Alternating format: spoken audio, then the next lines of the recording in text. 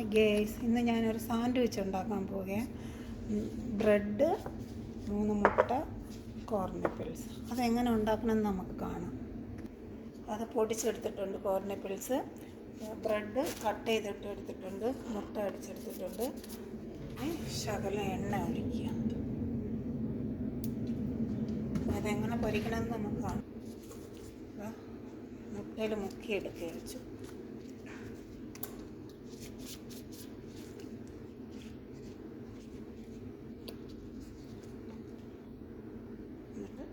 ഈ പൊടിച്ചതിനകത്തല്ലേ എങ്ങനെ പൊരിക്കുന്നതാണ് വെച്ചിട്ട് ബ്രെഡ്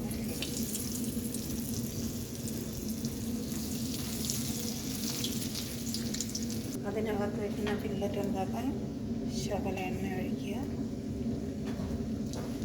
ഉള്ളി ഇടുക,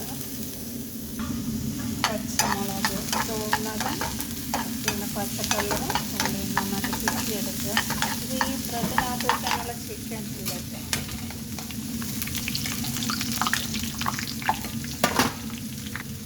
അത് ഉടഞ്ഞിട്ടുണ്ട് സാൻഡ്വിച്ച്.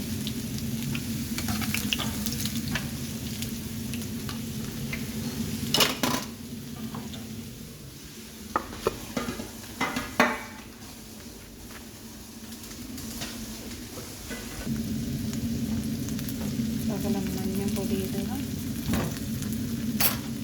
ശകലം മാജി ഇടുക. ഇങ്ങനെ കട്ട് ചെയ്തെടുക്കുക. കട്ട് ചെയ്തെടുത്ത് ഇങ്ങനെ ഓപ്പൺ ചെയ്യുക. എന്നിട്ട് ഇതിനകത്ത് വയ്ക്കും. പിന്നെ അത് ഫില്ലറ്റ് വയ്ക്കും.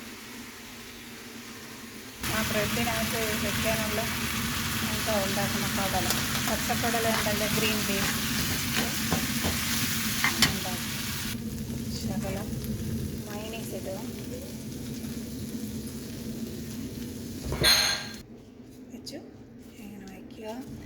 ഫില്ലറ്റ് കോരി നിറയ്ക്കുക.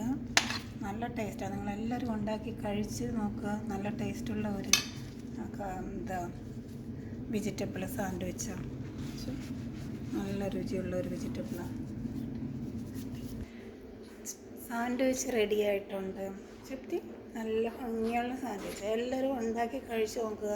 നല്ല ടേസ്റ്റുള്ളവർ എല്ലാവരും ഷെയർ ചെയ്യുക, ലൈക്ക് ചെയ്യുക. ഇത് ഇവിടുത്തെ മകനിക്ക് ഭയങ്കര ഇഷ്ടമാണ്. അവന് ഉച്ചയ്ക്ക് ചോറിൻ്റെ കൂടെ എന്തെങ്കിലും ഒരു സാൻഡ്വിച്ചും വേണം. അതുകൊണ്ടാണ് ഞാൻ ഉണ്ടാക്കിയത്. നിങ്ങളും എല്ലാവരും ഉണ്ടാക്കി കഴിച്ച് നോക്കുക. ഷെയർ ചെയ്യുക, ലൈക്ക് ചെയ്യുക, സപ്പോർട്ട് ചെയ്യുക.